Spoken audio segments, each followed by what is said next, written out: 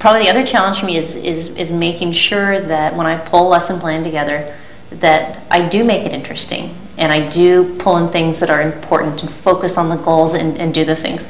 And what you realize is that, not being a teacher and being in finance is that I pull together my action plan every morning at work, and this isn't something you pull an action plan together 5 minutes before you come. That you really need to sit down and focus, and you know that going in, but it's just after you do it a couple times, you really realize how much you need to focus on that to make it relevant, to make it worth everybody's time being here.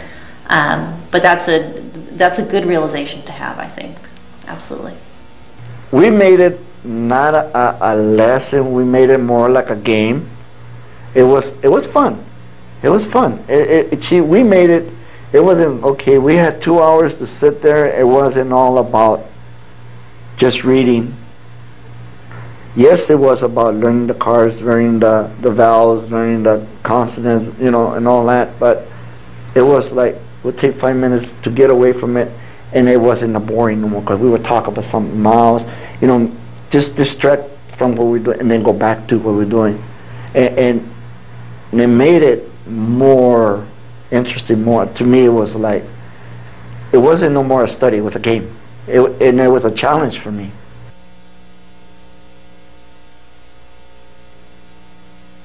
So we set goals when we first started back for our new beginning, I like to call it. And what we did is we really sat down and talked about what Emma's goals were in total. So let's just write everything out what the goals are. And so we just did a long, exhaustive brainstorm list of what all those goals could be. And then we took that and we said, okay, now let's focus on a 6-month window, knowing that we wanted to have more of a smaller time frame and not just the great big grand list, but let's focus on something we know we can work towards over 6 months. And so we certainly narrowed that down. And then as I'm doing lesson plans every week, I try to go back to that and say, are we sticking with the goals? And are we sticking with those things so that we keep marching towards what those goals need to be? But it was really, just a combination of sitting there and saying, well, here's some of the things that Emma had been working on, and some of the things that she wanted to do, and figure out then how to incorporate those into the tutoring sessions. Mm-hmm. And since I have the workshop coming up on retention, mm-hmm.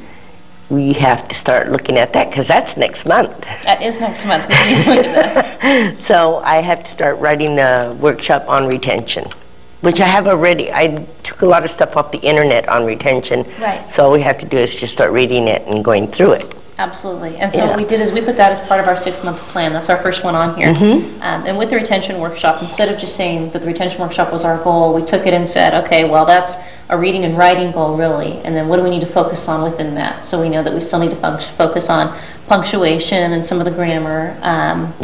But knowing that I was really catching on to that and really doing well in that department, still focusing on spelling and comprehension, but making sure that as part of our goals for 6 months that we had some of those sub-pieces in there that said, as part of this goal, we know that we need to focus on some of these key areas.